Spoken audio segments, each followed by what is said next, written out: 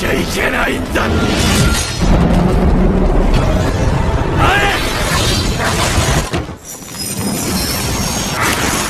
回復モード。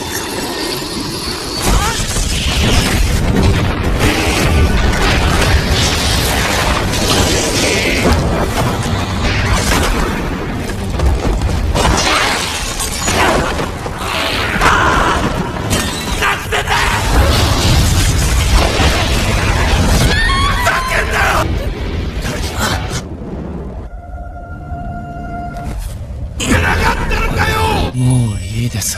周囲さん、大丈夫なので。死なんだな。鍛え上げた。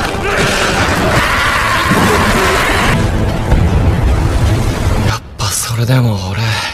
What's up geng, balik lagi di channel ITV. Terima kasih buat kalian yang sudah mampir ke channel ini. Bagaimana nih kabar kalian? Semoga kalian sehat selalu dan dilancarkan rezekinya. Pada konten kali ini Mimin bakal bahas anime yang paling Mimin tunggu nih. Karena di webtoonnya aja udah banyak sekali yang nunggu untuk webtoonnya diadaptasi menjadi anime. Oke, langsung saja, selamat datang di dunia anime Solo Leveling atau Redake Level Up Naken, di mana anime ini menceritakan beberapa belas tahun yang lalu, di mana sebuah gerbang yang menghubungkan dunia manusia dengan alam yang berisi sihir dan monster tiba-tiba muncul, dan itu disebut dengan nama Geth. Untuk mengalahkan monster-monster ganas ini, manusia biasa yang menerima kekuatan super melalui proses awakening, dan mereka dikenal sebagai hunter akan masuk ke Geth dan mengalahkan monster itu. Sang MC yang bernama Sung Jinwoo adalah salah satu dari hunter yang dikenal sebagai yang terlemah, dikarenakan kemampuannya yang hampir tidak ada. Tetapi dia tetap bersusah payah masuk ke Geth untuk membayar tagihan rumah sakit ibunya. Kehidupan menyedihkan Sung Jinwoo berubah setelah dia menjadi tumbal di dalam kuil Kartenon. Namun tak disangka dia selamat, dan kemudian muncul layar misterius di depan wajahnya. Dia pun terpilih sebagai player oleh program magis yang disebut dengan sistem, dan mendapatkan kemampuan unik yang tidak dimiliki oleh hunter biasa, yaitu kemampuan mengembangkan kekuatan tanpa batas.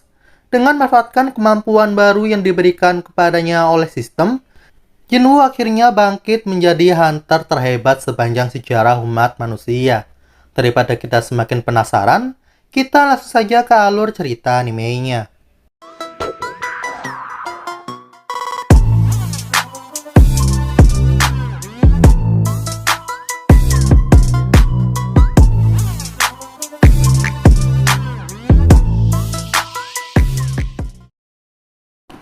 Cerita diawali dengan 3 tahun yang lalu. Di sebuah pulau, terlihat sebuah pasukan sedang memantau pertarungan yang ada di pulau tersebut dan menyarankan untuk pergi membantu mereka.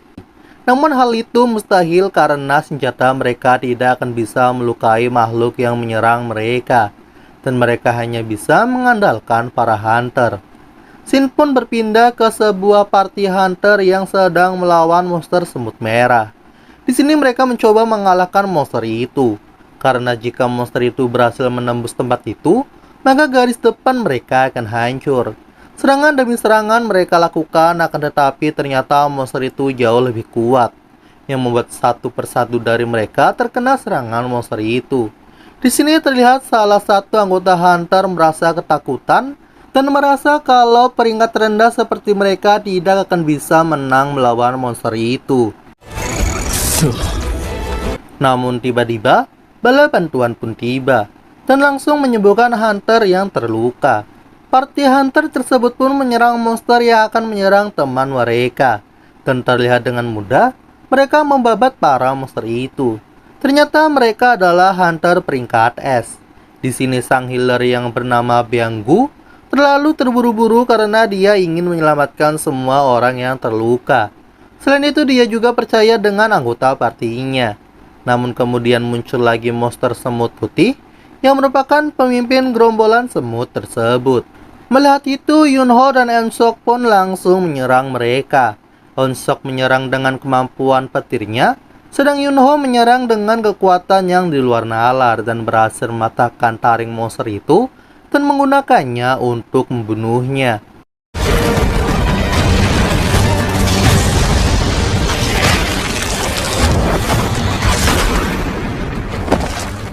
Namun siapa sangka kemudian gerombolan monster itu muncul lagi. Yunho dan Ensok pun langsung mengerahkan kekuatannya. Di sisi lain terlihat party lainnya yang juga melawan para monster. Party itu dipimpin oleh Presiden Choi yang langsung menyerang kawanan monster itu, diikuti oleh anggota partinya.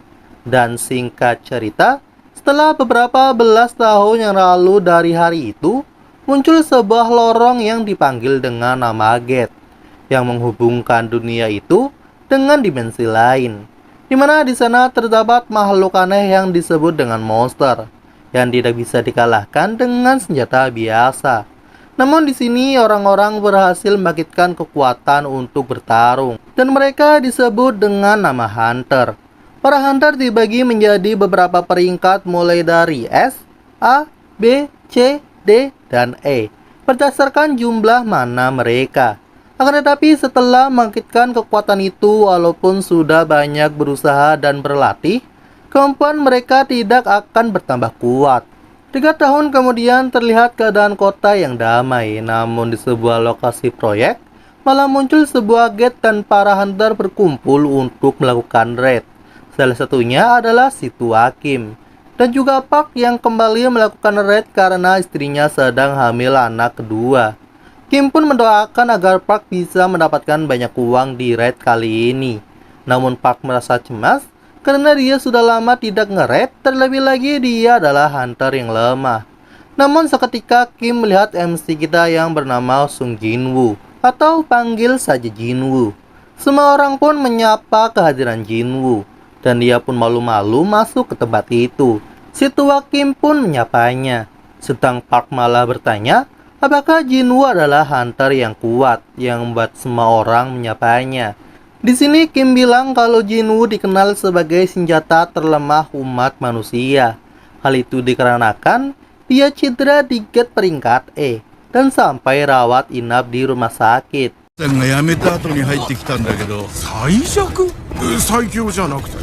Dan bisa jadi Jinwoo adalah hunter terlemah nomor 1, yang membuat Jinwoo menjadi patokan untuk ukuran raid yang lemah.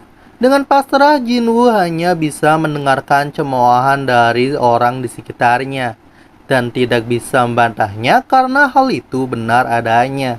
Namun seorang gadis KW yang bernama Juhi menyapanya dan menanyakan luka yang ada pada Jinwoo dan minta Jinwoo untuk berhati-hati. Di sini Juhi juga mendengar kalau Jinwoo dirawat inap di rumah sakit, yang membuat Jinwoo bercerita kalau dia adalah satu-satunya korban yang terluka di dungeon peringkat E. Hal itu dikarenakan mereka tidak mencari seorang healer karena level hunter lainnya yang tinggi. Jinwoo maklumi karena dia terlalu lemah, dan dia sudah terbiasa akan hal itu.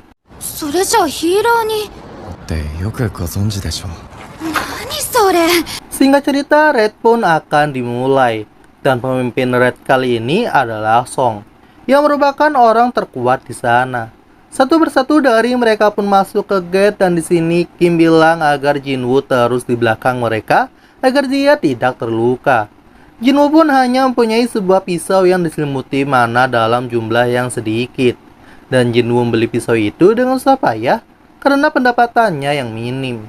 Dan dengan penuh semangat Jinwoo pun masuk ke gate itu.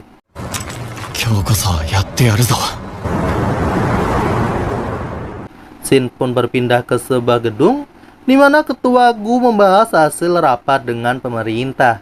Di sini pemerintah selalu minta hal yang sama, di mana mereka tidak mau terjadi dungeon break, dan mereka juga meminta pihak hunter untuk mengirim pasokan dari dalam dungeon secara rutin. Namun sebenarnya tidak ada yang salah dari permintaan itu, di mana para hunter adalah orang yang bekerja dengan menjual barang yang didapatnya dari dalam dungeon, di mana sebuah kristal muncul setelah mengalahkan monster, dan batu sihir itu bisa menghasilkan uang. Di sisi lain, Jinwoo berhasil mendapatkan satu buah kristal, namun dia malah diserang oleh monster, dan ketika dia akan menyerang monster itu, pisau Jinwoo malah patah, dan si monster berhasil menusuk Jinwoo.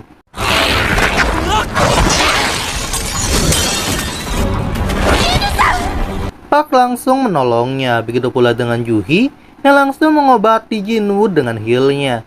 Terlihat para hunter lain sedang bertarung dengan para monster, dan Jinwoo hanya bisa melihatnya. Shin pun kembali ke ketua Gu yang bilang kalau batu sihir yang muncul dari monster berperingkat tinggi dapat diolah kembali menjadi senjata atau pelindung yang lebih kuat untuk mengalahkan monster. Kristal mana yang ditambang dari dungeon juga dapat diolah menjadi barang yang sama.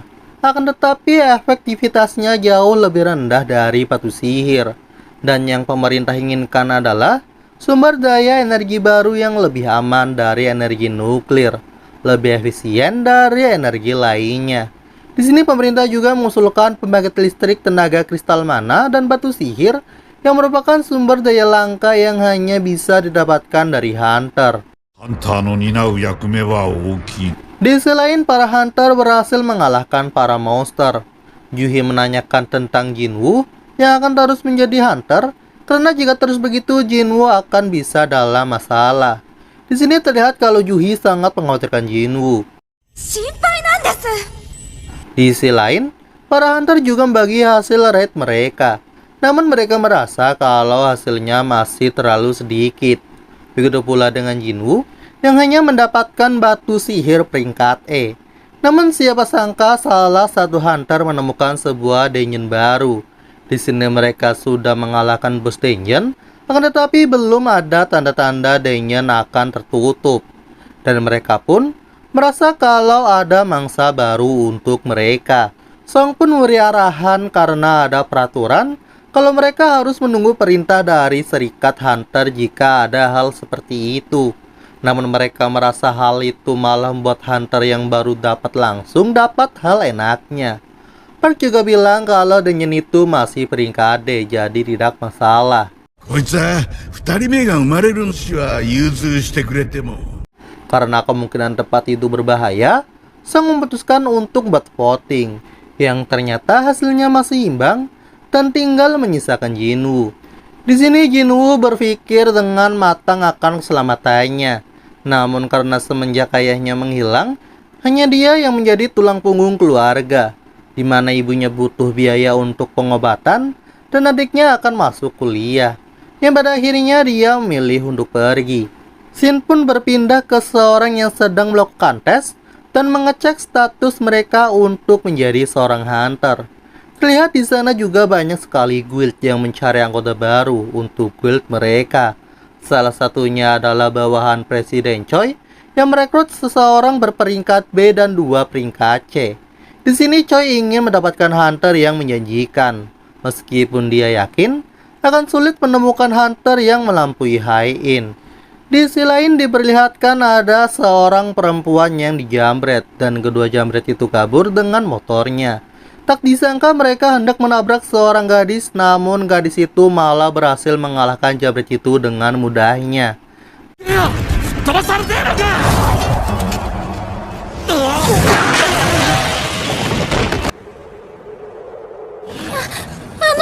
Dan ternyata dia adalah Cha Hai-in yang merupakan hunter peringkat S.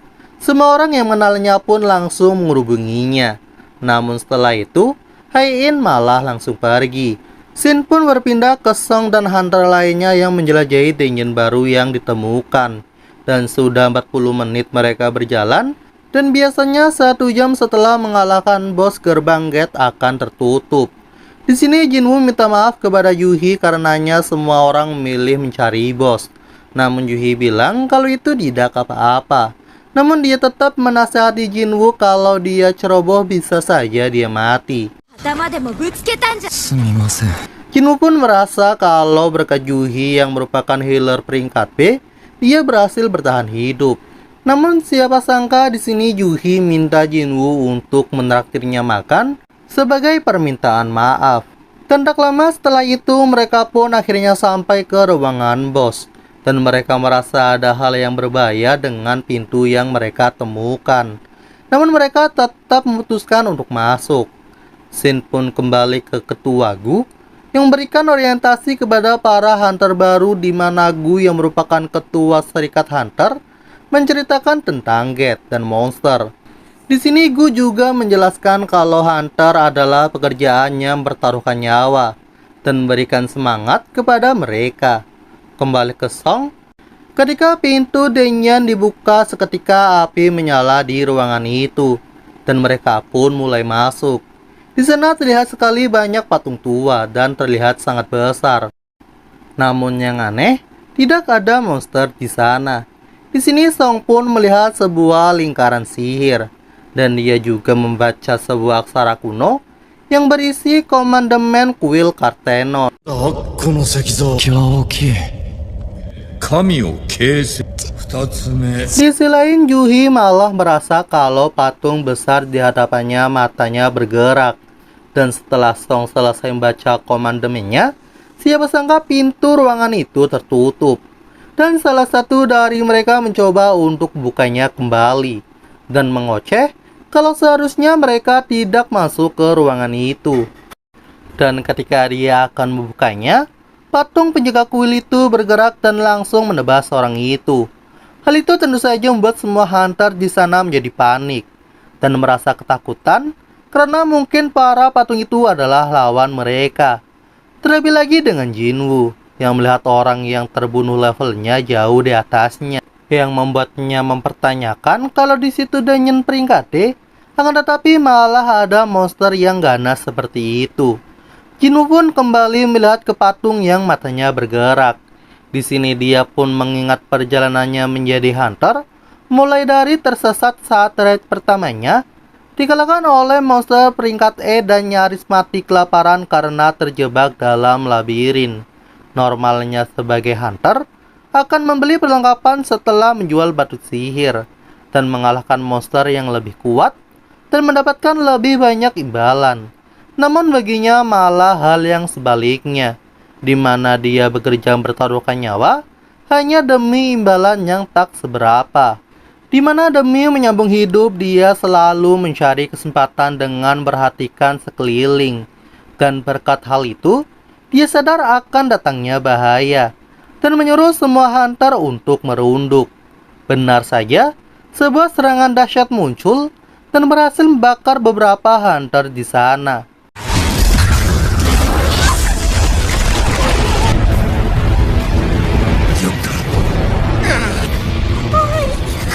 Melihat semua orang ketakutan, membuat Jinwoo mempertanyakan hal apa yang baru saja terjadi, dan merasa kalau dia akan terbunuh.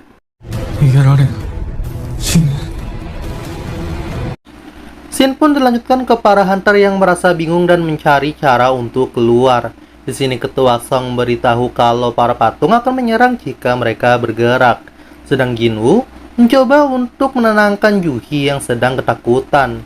Ketua Song pun berterima kasih pada Jinwoo karena kalau Jinwoo tidak tersadar mungkin semua hunter akan mati. Ketua Song pun menanyakan apa Jinwoo berteriak karena tahu akan datang serangan tadi. Namun ternyata Jinwoo tidak tahu dan dia merasa hanya ada bahaya. Jinwoo pun terkaget karena tangan Ketua Song putus, akan tetapi Ketua Song masih bisa menahannya dan kemudian minta Jinwoo untuk menghentikan pendarahannya.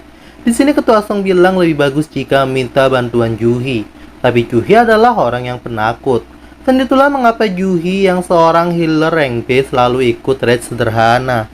Di sini Ketua Song pernah ikut raid peringkat B 2 atau 3 kali dan mungkin patung itu adalah monster peringkat A atau mungkin peringkat S. Ketua Song juga mengungkit tentang komandemen kuil Kartenon. Yang pertama, hormati sang dewa. Yang kedua, pujilah sang dewa. Dan yang ketiga, taatlah kepada sang dewa. Dan mereka yang tidak mengikuti komandemen itu tak akan pulang hidup-hidup. Jinwoo pun menarik kesimpulan mungkin sang dewa yang dimaksud adalah patung besar yang dilihatnya. カルテノン神殿の掟はあいつのことですよね。 Shin pun berpindah ke sekolah di mana adik Jinwoo yang bernama Jin Ah sedang mengobrol dengan temannya. Temannya pun menanyakan apakah kakak Jin Ah seorang hunter. Jin Ah pun menjelaskan kalau kakaknya hunter peringkat E. Dan Jinwoo juga sering kesusahan karena sering luka-luka. Terlebih lagi beberapa waktu yang lalu tubuhnya sampai penuh dengan perban. Teman Jin Ah pun menganggap kalau dirinya bisa melakukan semuanya dengan lebih baik. Di sisi lain, Ketua Song merasa kalau para patung terlalu kuat dan jika semua sudah tenang, mereka akan mencari jalan keluarnya. Namun salah satu hunter bilang kalau dia tidak ingin mati begitu saja. Terlebih lagi, dia akhirnya sudah menjalin kontrak dengan kulit besar yang membuatnya tidak ingin mati di tempat itu. Di sini dia yakin bisa melakukannya karena kecepatannya. Namun ketika dia bergerak, dalam seketika monster itu menyerang dan berhasil menghabisi orang itu. Mereka pun semakin kebingungan dan menganggap kalau patung itu bisa membunuh mereka kapanpun dia mau. Namun di sini Jinwoo menanyakan jika memang seperti itu, mengapa si patung tidak langsung membunuh mereka.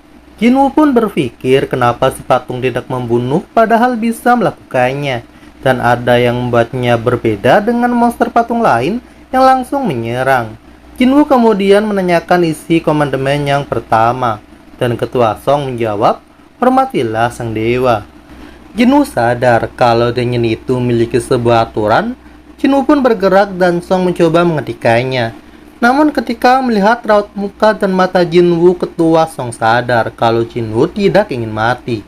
Jinwoo mencoba berdiri dan si patung dewa langsung merespon dengan tatapannya, yang pada akhirnya Jinwoo minta ke semua hunter untuk sujud ke arah patung dewa. Namun para hunter yang lainnya malah bilang kalau Jinwoo ngelantur. Jinwoo menjelaskan kalau sepertinya si patung tidak akan menyerang orang yang posisi kepalanya lebih rendah, sesuai dengan komandemen hormati sang dewa. Yang kemudian Jinwoo langsung sujud dan diikuti oleh hunter lainnya. Dan dari sini meme sungkem pun tercipta. Tentu saja si patung dewa yang melihat hal itu auto mengeluarkan senyum pepsodenya. Melihat raut wajah patung itu berubah, semua orang pun auto panik. Park pun merasa kalau patung itu tidak menyerang dan dia pun berdiri. Dia pun begitu senang karena monster itu tidak menyerang yang membuat hunter merasa kalau mereka bisa pulang hidup-hidup. Namun Jinwoo merasa kalau itu belum berakhir. Dan benar saja si patung dewa malah berdiri.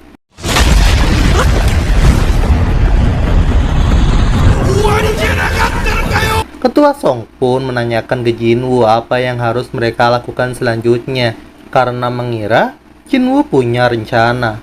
Namun ternyata Jinwoo tidak punya rencana apa-apa. Jinwoo merasa kalau mereka tidak boleh melanggar komandemen yang kedua, yaitu pujilah sang dewa. Yang kemudian salah satu hunter mengajukan diri karena dia pernah melakukan penelitian soal folkloristik dan dia tahu beberapa kalimat untuk memuji dewa. Dia pun mulai menunduk dan mengepalkan tangannya sambil mengatakan puji-pujiannya. Dan patung itu diam sejenak, dan dia pun tersenyum lebar. Sedang hunter tadi terus memberikan pujian, namun siapa sangka patung itu malah menginjak hunter itu. Para hunter pun mulai lari, dan ada juga yang terinjak. Di sini Park yang sedang punya istri yang hamil tidak ingin mati di sana. Kemudian dia malah berhenti di depan patung penjaga, dan seketika dia pun dibelah menjadi dua. Jinwoo terus berpikir apa yang dimaksud dengan pujilah sang dewa, dan bingung karena dewa yang mereka puji malah kelakuannya seperti setan. Namun Jinwoo tidak bisa membiarkan Juhi sendirian dan dia pun berpikir sambil menatap semua patung di sana. Sedangkan di sisi lain, banyak hunter yang mulai terbantai. Sampai akhirnya Jinwoo sadar akan patung instrumen dan menyuruh para hunter untuk pergi ke patung instrumen. Dan ketika Ketua Song sampai ke patung instrumen, patung itu mainkan musik dan tidak menyerang. Satu persatu dari mereka pun sampai ke patung instrumen. Namun saat Jinwoo dan Juhi sampai, patung instrumen itu tidak memainkan instrumennya. Dan Jinwoo merasa karena mereka berdua. Jinwoo pun minta Juhi untuk tidak bergerak, sedangkan dia lari menuju ke patung instrumen lainnya.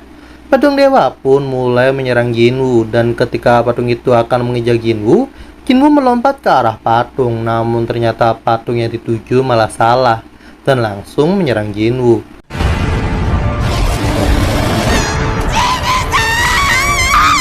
Dengan susah payah Jinwoo merangkak ke arah patung instrumen, dan si patung dewa pun hendak menginjaknya. Namun pada akhirnya Jinwoo selamat dan senang akan jawaban yang dia temukan. Patung dewa pun duduk kembali sedang Juhi langsung ke Jinwoo dan melihat kalau kaki Jinwoo putus. Juhi pun mencoba untuk mengobatinya namun dia malah sudah sampai ke batasnya yang membuatnya sampai muntah darah. Di sini Ketua Kim malah bilang kalau Song sudah membuat keputusan yang sembrono dan menganggap tangan Song yang putus sebagai karma. Mereka pun saling debat dan Ketua Song juga membenarkan kalau keputusan akhir ada di dia. Dan Ketua Song bilang kalau dia akan bertanggung jawab untuk semuanya. 争ってる場合じゃないのに。 Di sisi lain, Jinwoo malah mikirkan satu komandemen yang tersisa. Dan tiba-tiba tangan si patung bergerak dan seketika keluar sebuah altar. Jinwoo bilang kalau hal seperti itu sering muncul dalam sebuah mitos untuk memberikan persembahan berupa harta atau nyawa. Dan komandemen yang ketiga adalah taatlah kepada sang dewa. Di sini Kim yang tak menganggap dirinya pintar pun sadar akan maksudnya, di mana mereka harus memberikan sebuah persembahan. Kim pun mendotongkan senjatanya kepada Ketua Song dan bilang kalau Park sebelum berangkat selalu muji istrinya, namun dia malah mati terbelah menjadi dua, dan masih banyak korban yang lainnya. Kim pun mengingatkan omongan Ketua Song sebelumnya kalau dia akan bertanggung jawab. Yang akhirnya Ketua Song pun pergi sendiri ke altar. Namun Jinwoo merasa kalau Ketua Song bukan satu-satunya yang bersalah di sana, karena mereka datang ke sana berdasarkan hasil pengambilan suara. Dan ketika Ketua Song sudah sampai ke altar, kemudian muncul api jingga di sana. Ketua Song yang bingung pun menanyakan hal itu pada Jinwoo. Namun Jinwoo masih bingung dan dia ingin hunter lainnya membantunya untuk memeriksa altarnya. Hunter lainnya pun mulai memapah Jinwoo, namun mereka merasa takut. Di sini Jinwoo pun bilang kalau tidak akan terjadi apa-apa. Sampainya di altar, nyala api jingga pun bertambah. Namun Jinwoo masih belum paham. Jinwoo pun menanyakan apa jika mereka menunggu di sana, apa akan ada bantuan yang datang. Ketua Song menjelaskan sudah 1 minggu sejak gate itu terbuka. Sebelum ada bantuannya masuk, para patung pasti akan menyerang terlebih dahulu. Gate sendiri akan sepenuhnya terbuka setelah 7 hari, dan itu disebut Dungeon Break, yang membuat para monster akan keluar dari dalam gate. Tujuan lain mengadakan raid adalah demi mengalahkan bos dungeon dalam waktu yang sudah ditentukan untuk menutup gate. Dan jika mereka gagal sekarang, maka si patung Papsoden akan pergi ke dunia luar. 分かったか。いえ、 Shin pun berpindah ke Jin Ah yang ke rumah sakit karena ingin menjenguk ibunya. Dengan penuh perasaan sedih, dia pun memantapkan hatinya dan bercerita dengan ceria kepada ibunya tentang kehidupannya di sekolah. Di sini dia juga menceritakan tentang tes tingkat nasionalnya kemarin.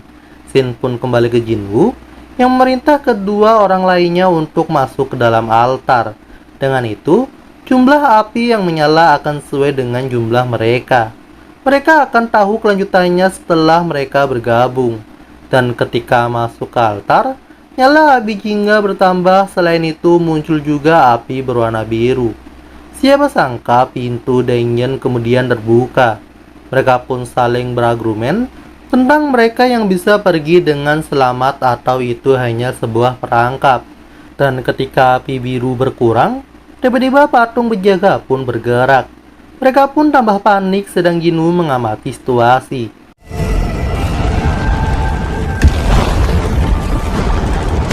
Juhi yang ketakutan menutup matanya, namun Jinwoo melarangnya. Dan ternyata patung itu akan bergerak jika ada yang tidak menatapnya. Dan peraturannya sama seperti permainan masa kecil mereka, di mana mereka harus menatap terus ke arah patung. Namun tak lama, salah satu dari mereka ada yang memilih untuk lari dan keluar. Dan nyala api jingga berkurang 1, dan pintu itu pun mulai tertutup sedikit. Namun orang tadi berhasil selamat. Jinwoo pun kembali berpikir kenapa hal itu bisa terjadi, di mana api biru akan menghilang seiring berjalannya waktu. Sedangkan api jingga akan mati ketika ada orang yang berhasil kabur. Jinwoo pun kembali mengingat komandemen satu persatu, dan pintu yang terbuka itu pasti jebakan, di mana rasa takut dan marah bahaya, harapan palsu yang mengandung di depan mata. Dan Jinwoo menganggap kalau itu adalah ujian untuk melihat seorang akan selalu percaya pada dewa atau tidak. Yang kemudian satu orang pergi lagi. Dan Jinwoo pun bilang, kalau ada yang pergi lagi maka akan muncul di Deguta. Jinwoo menjelaskan mereka akan baik-baik saja jika diam dan terus melihat patung. Dan api yang berwarna biru adalah batas waktu. Dan jika semuanya mati, mereka akan selamat. どういうことなんだ。資格ができません。ずにこのままいれば大丈夫です。 Namun Kim bilang ada kemungkinan kalau mereka akan terjebak lagi setelah apinya padam. Di sini Kim juga tidak menyangka kalau Jinwoo yang paling lemah malah banyak membantu. Dan mereka bisa selamat berkat Jinwoo. Namun, Kim punya keluarga yang menunggunya. Dan dia tidak ingin mati, yang pada akhirnya Kim pergi meninggalkan mereka. Jinwoo merasa kesal sedang para patung kembali bergerak. Jinwoo yang merasa kalau dia menyambung nyawa dengan cara seperti itu, merasa yakin kalau dia bisa bertahan. Tak disangka Song malah menyuruh Jinwoo dan Juhi untuk pergi, karena mungkin pintu itu tidak akan tertutup selama ada satu orang di altar. Ketua Song menganggap kalau Jinwoo dan Juhi punya hidup yang lebih panjang, yang membuatnya harus bertahan hidup. Namun Juhi yang dititipi tanggung jawab membawa Jinwoo malah merasa lemas dan tidak bisa bergerak. Dan mungkin karena Juhi memaksakan healnya untuk menolong Jinwoo. Dan di sini Jinwoo malah merintah Ketua Song untuk pergi bersama dengan Juhi. Mereka pun saling debat. Namun Jinwoo bilang siapa yang akan menghitung Juhi. Mendengar itu Ketua Song terdiam. Sedangkan Juhi merasa kasihan pada Jinwoo. Namun Jinwoo malah mengingat janjinya yang akan menraktir Juhi makan. Dan kemudian memberikan Juhi batu kristalnya. Dan bilang setelah keluar dari situ dia akan pergi untuk mengambil kembaliannya. 出たらお釣りをもらいに行きますから。 Di sini Juhi mencoba untuk menolak. Namun Ketua Song langsung membuat Juhi pingsan. Dan kemudian Song dan Juhi pun keluar dari sana meninggalkan Jinwoo. Jinwoo pun merasa bersyukur karena korban jiwanya hanya dia seorang. Dan dia berpikir kalau tahu akan terjadi seperti itu, dia akan ikut lebih banyak program asuransi. Jinwoo pun mengambil pedang yang ada di sana dan berniat untuk mengalahkan salah satu patung. Patung itu pun mulai menyerang dengan barbar, namun Jinwoo berhasil menghindar dengan susah payah. Di sini dia mengingat kalau dirinya selalu menjadi yang paling lemah dan selalu dicemooh orang-orang. Namun dia selalu berusaha keras sampai hari itu. Dan satu persatu serangan patung pun mulai mengenai Jinwoo. Di sini Jinwoo ingin menjadi sedikit lebih kuat, namun hal itu tidak bisa. Meskipun begitu, dia sudah bertahan sampai saat ini. Dan dia pun kembali terkena serangan sambil teringat perkataan si tua Kim, di mana pada akhirnya Jinwoo hanya berusaha mencari pembenaran diri saja. Ucapan terima kasih hanyalah formalitas, dan orang yang dapat untung hanya memikirkan dirinya sendiri. Di sini Jinwoo juga punya keluarga. Dia juga ingin pulang hidup-hidup, sampai pada akhirnya Jinwoo tertusuk dan terangkat, yang kemudian jatuh tepat di tengah altar. Namun dia masih mempertanyakan apa dia harus bersyukur karena korbannya hanya dia saja. Dia pun sadar kalau semua omong kosong dan munafik. Nyala api biru tinggal satu, dan si patung pun bersiap untuk mengeluarkan serangan terakhirnya. Sedang Jinwoo tidak mau mati. Jinwoo pun berharap kalau seandainya dia punya kesempatan satu kali lagi. Yang kemudian nyala api biru pun padam. Diikuti dengan munculnya sebuah layar notif pemberitahuan yang berisi tentang quest rahasia nyali sang pencundang. Di sini Jinwoo sudah mendapatkan kualifikasi untuk menjadi player. Apakah Jinwoo akan menerimanya? Dan jantung Jinwoo akan berhenti dalam 0,02 detik jika menolak. Kemudian muncul keterangan apa Jinwoo akan menerimanya. Di sana ada pilihan ya atau tidak, yang kemudian pilihan ya pun menyala.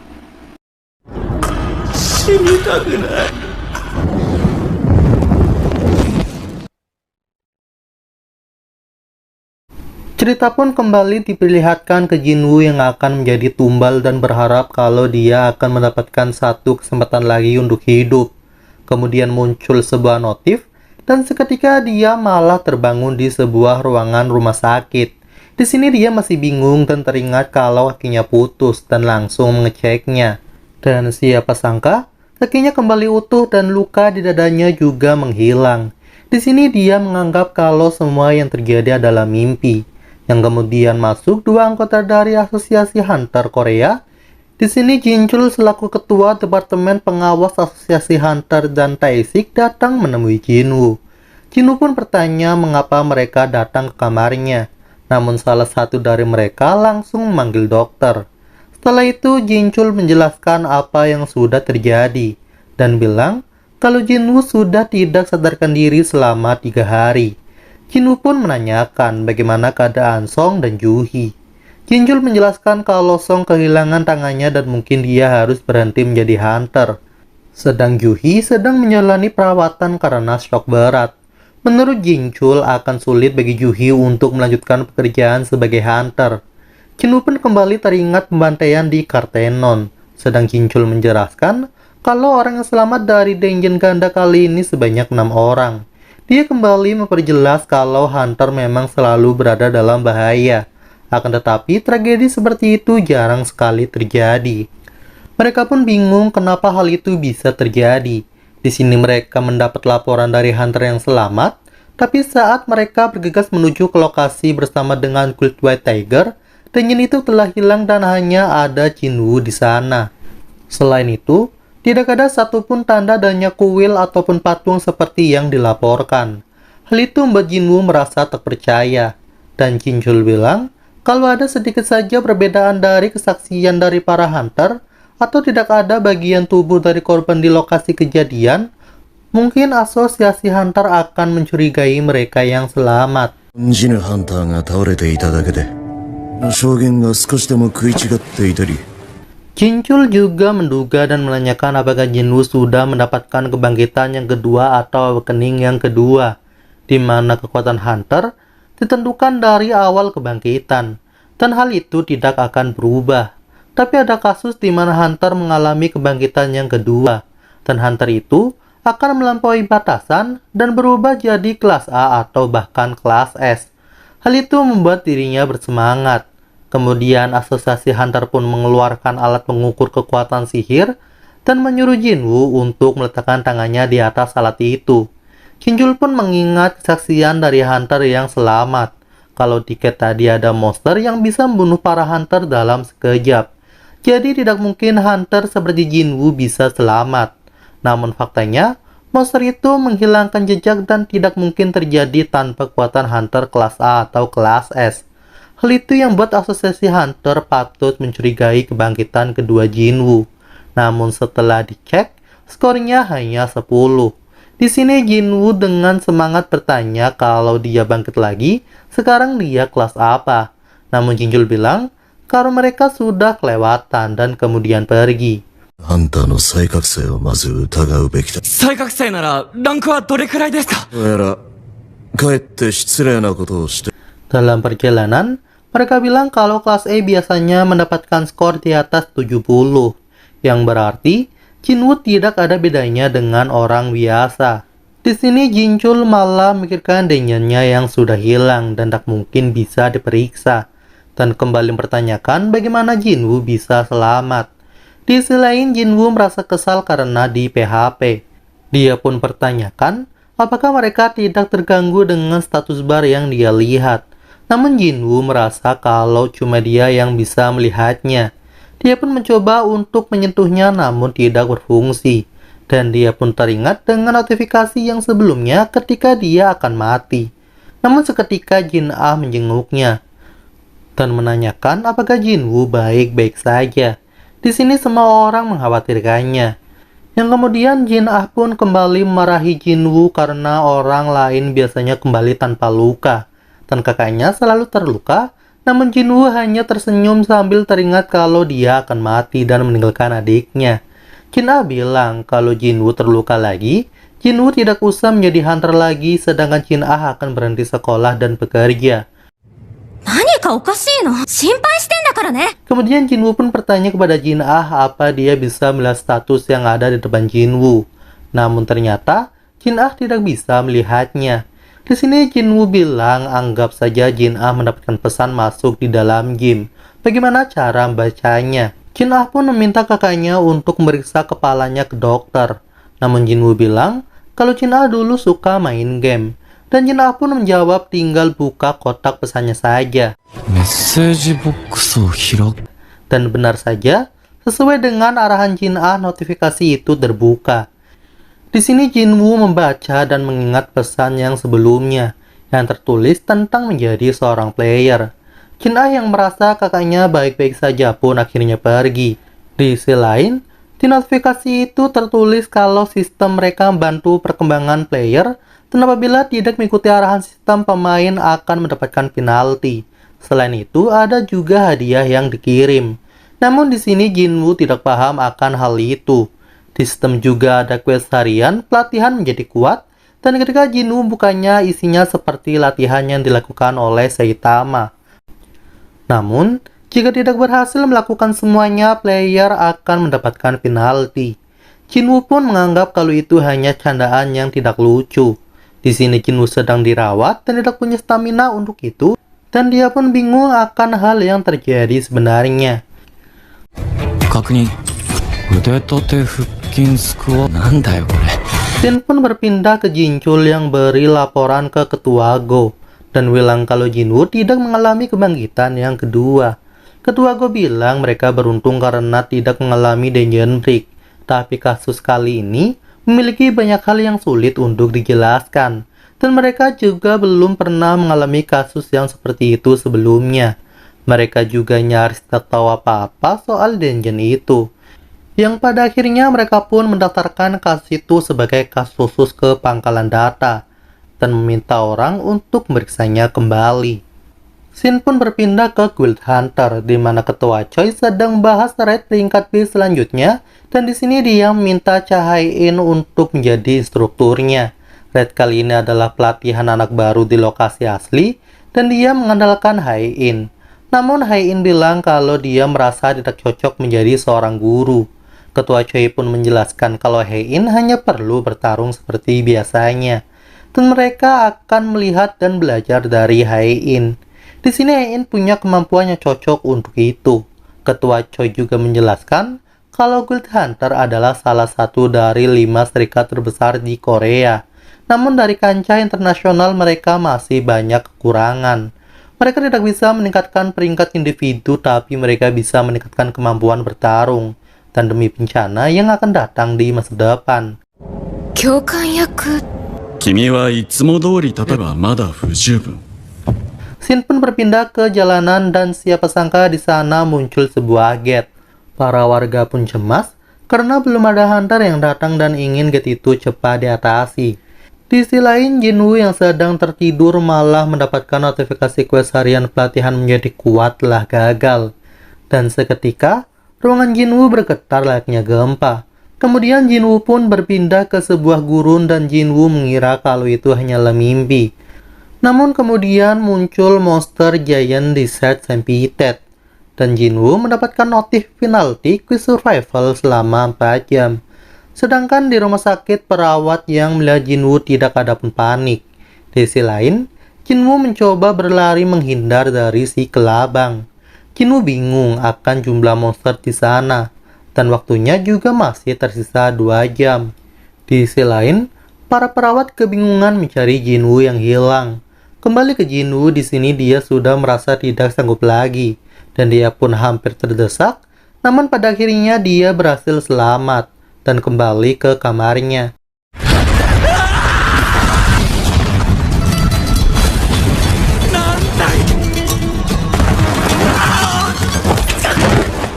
Kemudian muncul notif quest penalti bertahan hidup berhasil, dan muncul notif lagi hadiah yang didapatkan dari quest penalti tersebut. Namun di sini perawat menemukan Jinwoo dalam keadaan pingsan. Singkat cerita, Jinwoo sedang bertelepon dengan Jin Ah dan bilang kalau perawatannya berjalan lancar dan mungkin dia bisa pulang sebentar lagi.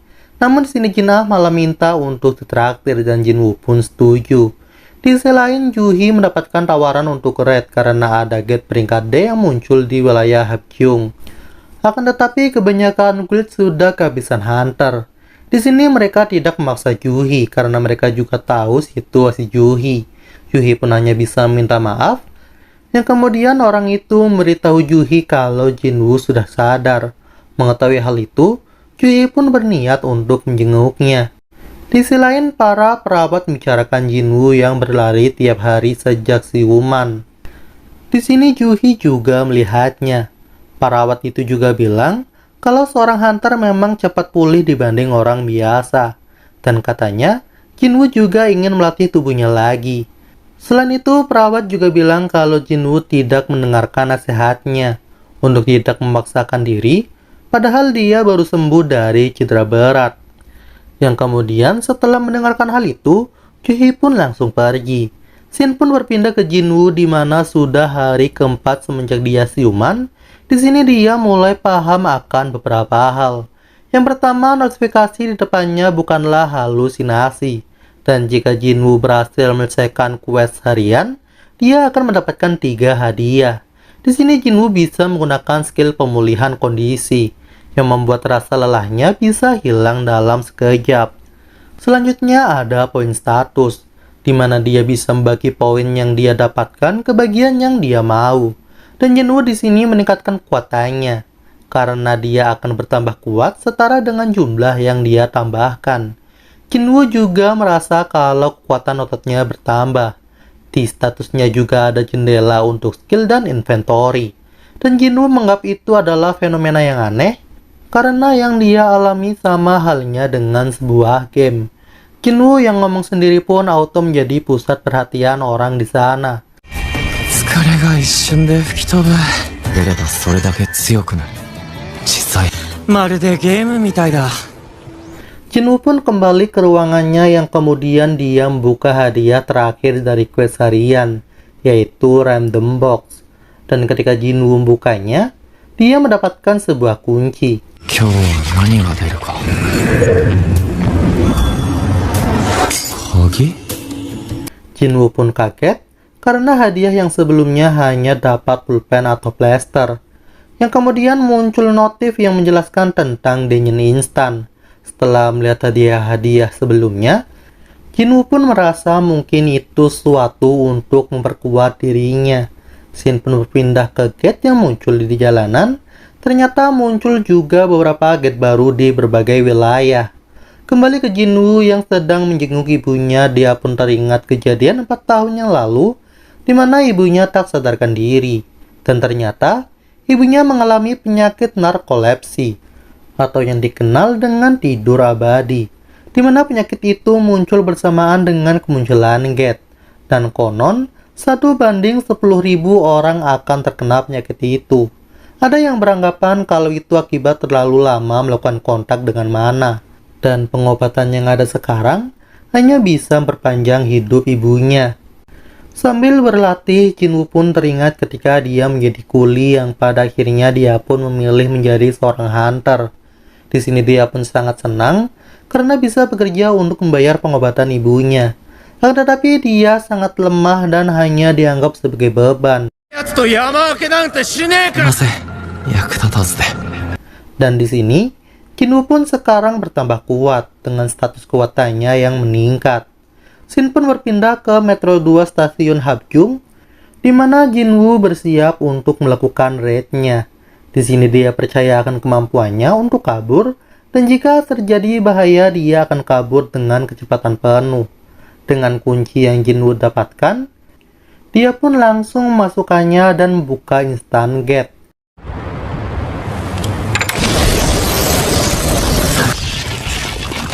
Jinwoo pun masuk dan mendapatkan notif, namun seketika pintu masuk itu tertutup. Namun orang selain Jinwoo bisa menembusnya. Jinwoo pun paham kalau dia berada di dimensi yang berbeda. Dan Denyen instan itu bukan Denyen biasa, dan mungkin lebih mirip dengan gate merah. Hal itu membuat Jinwoo panik padahal dia sudah berencana untuk kabur, tapi dia tidak bisa kabur. Kemudian muncul notif yang menjelaskan kalau Jinwoo tidak bisa keluar sampai menyelesaikan Denyen, atau bisa keluar menggunakan batu teleportasi. Di sini Jinwoo ragu karena dirinya tidak bisa mengalahkan monster peringkat E, harus menyelesaikan Denyen seorang diri. Terlebih lagi dia harus mengalahkan bosnya. Yang pada akhirnya Jinwoo pun meyakinkan tekadnya.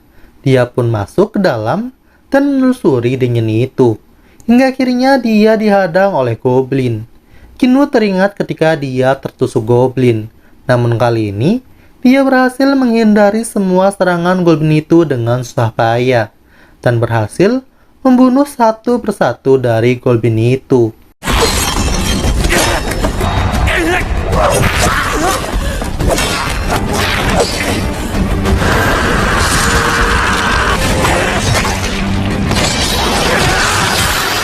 Jinwoo pun merasa kalau dirinya bertambah kuat, namun seketika muncul monster lagi, dan itu adalah monster serigala Steel Fanged Lycan yang lebih kuat daripada goblin.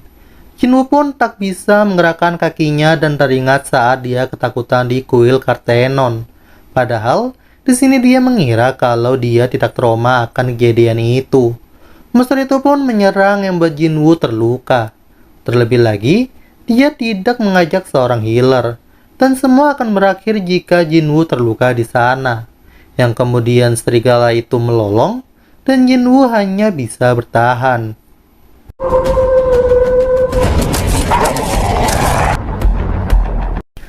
Scene pun dilanjutkan ke Jinwoo yang melawan monster serigala, dan dia pun bisa menghindari serangan monster itu dengan gaya akrobatiknya karena tubuhnya terasa ringan.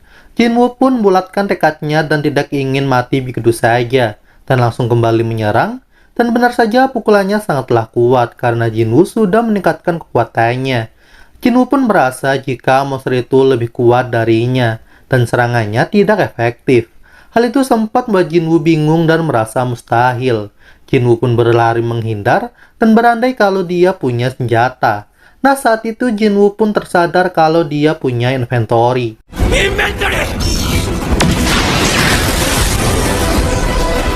Dan langsung mengambil pedang, yang pada akhirnya monster itu pun bisa dikalahkan dengan mudah. Namun Jinwoo masih bingung kenapa ada senjata itu di inventory-nya. Karena Pak Kim bilang kalau senjata itu dia beli seharga 3 juta. Dan terlihat Jinwoo mengalami level up. Selain itu lukanya juga mulai menghilang. Jinwoo juga merasa bingung karena rasa sakitnya juga menghilang. Kemudian datang lagi 2 monster menyerang, tapi pedang Jinwoo malah tersangkut. Dan ketika Jinwoo berhasil menariknya dan menyerangnya, monster itu bisa menahan serangan pedang Jinwoo. Dibantu dengan tendangannya, Jinwoo berhasil membabat monster itu. Jinwoo juga merasa kalau monster itu tidak menakutkan daripada patung di Kartenon. Dan seketika, malah monster itu kabur. Yang pada akhirnya Jinwoo pun beristirahat. Dia pun naik ke level 2. Dan menyadari berbagai hal seperti lukanya yang segera pulih. Dan juga kalau naik level, seluruh statusnya naik 1 poin. Di sini quest harian cuma memberikan 3 poin, yang membuat Jinwoo sadar lebih efisien meningkatkan level dengan farming. Jinwoo pun penasaran tiap poin meningkatkan kemampuan dasar berapa banyak, dan ternyata kecerdasan dan inderanya juga terhitung. Dan hal yang mudah dipahami bagi Jinwoo adalah kekuatan. Walaupun jumlahnya cuma 32, tapi tubuhnya terasa lebih ringan. Dia pun sadar kalau jumlah status dasarnya tinggi, jumlah yang ditingkatkan poin pun makin besar. Dan ternyata dia bisa menjadi lebih kuat. Jinwoo merasa mungkin terdengar berlebihan karena dia hanya mengalahkan 5 monster. Yang kemudian Jinwoo pun mencari batu sihir di monster itu, akan tetapi drop itemnya ternyata sebuah item. Yang membuatnya kembali merasa kalau dia seperti berada di dunia game yang dibuat oleh sistem. Yang membuatnya mempertanyakan apakah Denyen dan monster di sana berbeda dengan gate yang ada di dunia nyata. Jinwoo pun menemukan sebuah toko di statusnya dan dia mencoba untuk membeli item namun tidak bisa. Yang akhirnya Jinwoo pun menjual item yang dia dapat dan mendapatkan 20 gold. Hal itu membuat Jinwoo penasaran akan kurs gold itu dengan uang asli. Namun Jinwoo tidak memikirkan hal itu karena Denyen itu berperingkat E. Mungkin 20 gold cuma recehan. Jinwoo pun kemudian memikirkan langkah selanjutnya. Karena dia tidak bisa keluar sampai mengalahkan bos, dan dia berharap punya batu teleportasi. Akan tetapi dia tidak tahu benda itu di mana. Meskipun itu Denyen peringkat E, dia tidak bisa mengalahkan bos seorang diri. Namun Jinwoo berpikir, dia pasti bisa jika dia meningkatkan levelnya. Namun siapa sangka monster yang kabur tadi malah membawa kawanannya. Jinwoo yang pernah mati sebelumnya pun dengan berani langsung menerjang kawanan itu. Tebasan demi tebasan Jinwoo keluarkan dengan tekadnya yang tidak akan mati semudah itu. Sama seperti dirinya, monster itu juga harus bertahan hidup dengan menyerangnya. Yang membuat Jinwoo merasa kalau dia bisa mengalahkan mereka, dan teringat akan dirinya ketika masih menjadi kuli dan beralih menjadi seorang hunter demi mengobati ibunya. Namun dia malah menjadi seorang tumbal. Namun hal itu membuat Jinwoo makin semangat dan terus membabat monster itu yang membuat level Jinwoo makin naik. Dan mendapatkan gelar pembunuh serigala.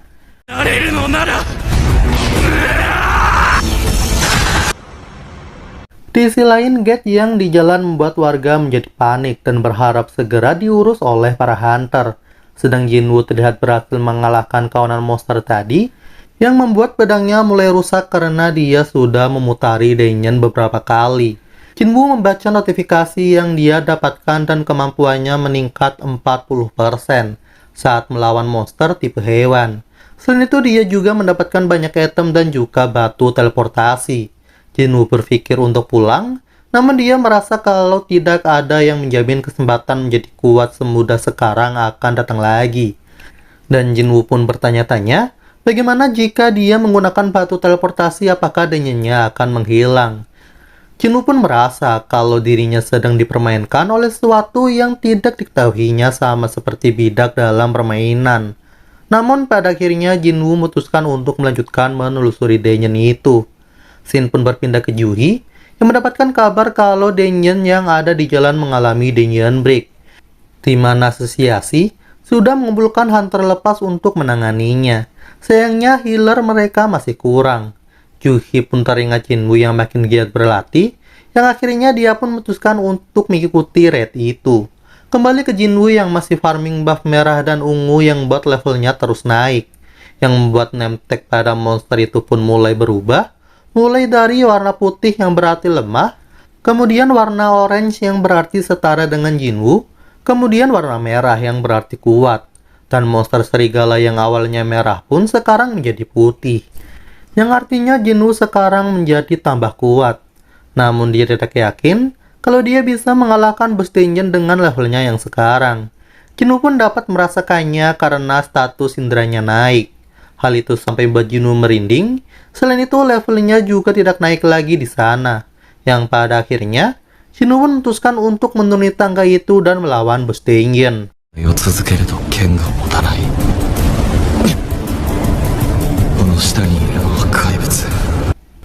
Sesampainya di bawah, Jinwoo merasa kalau di sana tidak terlihat seperti stasiun tadi. Namun tiba-tiba sebuah serangan datang yang membuat Jinwoo terpental sampai pedangnya langsung patah. Yang pada akhirnya monster itu pun menampakkan wujudnya dan name tag monster itu berwarna jingga dengan nama taring biru beracun Kasaka, di mana tubuhnya diselimuti oleh sisik yang membuat pedang rusak Jinwoo tak berguna. Namun tidak akan efektif jika menggunakan tangan kosong. Jinwoo berstrategi dengan memanfaatkan kecepatan dan berat tubuh untuk menyerang, kemudian melemahkan pertahanan monster itu terlebih dahulu. Namun Jinwoo bingung bagaimana dia menembus sisik tebal layaknya zirah pada monster itu. Jinwoo pun cuma bisa menghindar dan menerima selepetan dari ular itu yang membuatnya terpental ke sana kemari dan hampir tertimpa kereta, yang membuat Jinwoo berpikir dia kira dia sudah lebih sedikit kuat. Dan itu ternyata masih belum cukup.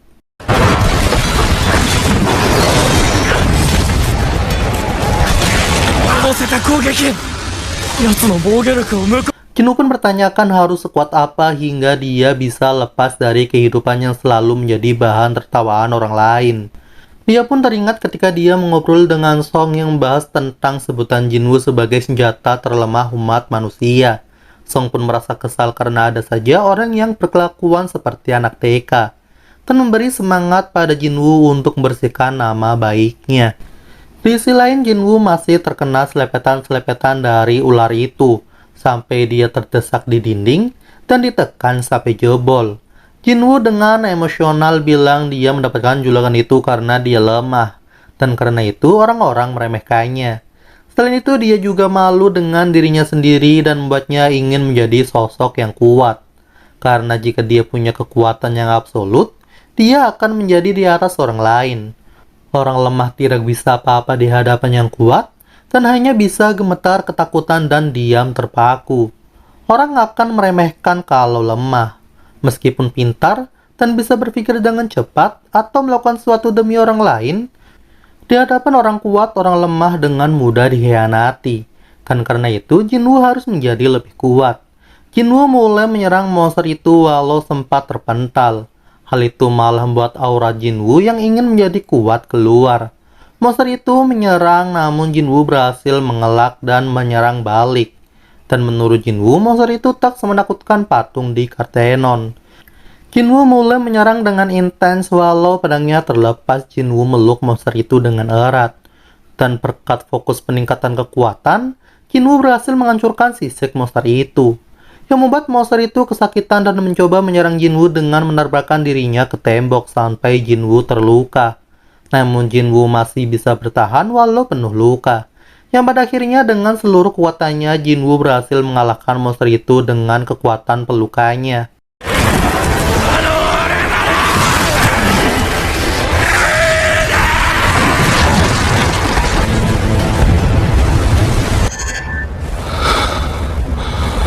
Levelnya pun naik, yang membuat Jinwoo merasa kalau dirinya memang bertambah sedikit kuat. Motif pun muncul karena Jinwoo berhasil mengalahkan monster itu, dan dia juga mendapatkan sebuah dagger atau belati yang terbuat dari taring, di mana jumlah daya serangnya 2 kali lipat dari pedang Kim yang sebelumnya. Selain itu, juga ada efek melumpuhkan dan pendarahan. Selain itu, Jinwoo juga mendapatkan potion, namun karena takut menggunakannya, Jinwoo hanya menyimpannya. Notif pun keluar lagi, karena Denyen sudah dikalahkan. Denyen akan kembali seperti semula. Dan benar saja, Jinwoo kembali ke stasiun.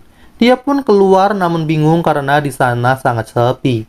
Yang kemudian ada seorang holodeck yang menegur Jinwoo karena masuk ke wilayah itu dengan seenaknya.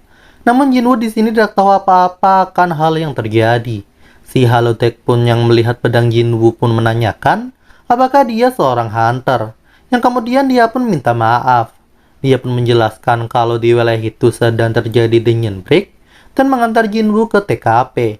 Beberapa monster yang keluar dari gate sudah dikalahkan dan tinggal satu monster yang besar. Dan di sini Jinwoo pun merasakannya karena indranya sudah meningkat. Dia merasa kalau di sana ada seekor bos. Di sisi lain, para petugas mencoba untuk mengamankan warga, namun ada beberapa yang malah sibuk konten. Dan para hunter pun terlihat sangat kesusahan. Salah satu dari hunter itu minta ke para healer untuk fokus memulihkan tank mereka. Mereka pun sudah melakukannya, tapi pertahanan monster itu sangatlah kuat. Selain itu, jumlah hunter yang bisa menggunakan sihir pun sedikit sekali. Jinwoo akhirnya sampai di TKP dan merasa kalau monster itu peringkatnya rendah. Di sini ada 8 orang hunter peringkat E dan seorang peringkat D. Dan karena peringkat D seorang tanker membuat ia tidak bisa menghabisi monster itu, dan membuat pertarungan berlangsung lama. Selain itu ada 2 orang healer peringkat D dan 1 orang peringkat B. Di sini hunter di sana meminta Juhi untuk melakukan sihir pemulihan, namun Juhi malah bengong padahal dia healer peringkat B, yang membuat hunter itu merasa kesal dan minta Juhi untuk fokus. Namun ketika Juhi akan menggunakan sihirnya, dia malah teringat dengan patung di Kartenon, yang membuat sihirnya gagal.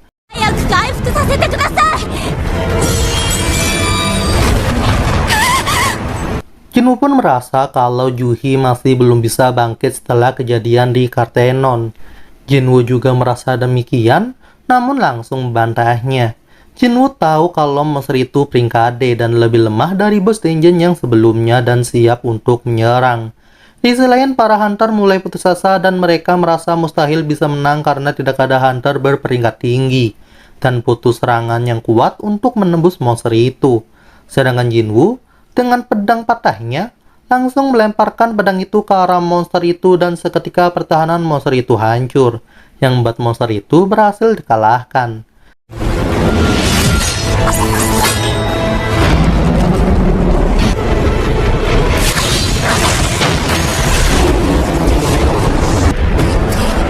Si Tank pun bingung, padahal serangan mereka tidak mempan melawan monster itu, dan kenapa pertahanannya bisa hancur. Dia pun merasa ada sesuatu yang terbang dan melihat sebuah pedang. Dia pun bingung, karena seekor golem berperingkat bos yang tak bisa dikalahkan beberapa belas orang, malah kalah hanya dengan pedang itu. Dia pun menanyakan kepada si holodeck siapa yang melempar pedang itu. Si holodeck pun menjawab kalau itu berasal dari Jinwoo. Namun Jinwoo sudah pergi. Hal itu membuat Tank itu mengira kalau orang itu adalah hunter berperingkat tinggi. Sedangkan Jinwoo malah tidak menyangka kalau dia bisa mengalahkannya hanya dengan 1 kali serangan. Dan sepertinya HP monster itu juga tinggal sedikit yang membuatnya Jinwoo bisa mengalahkannya dengan mudah. Di sisi lain, Juhi merasa ada keberadaan Jinwoo di sana. ジヌさん。上級ハンターなのか。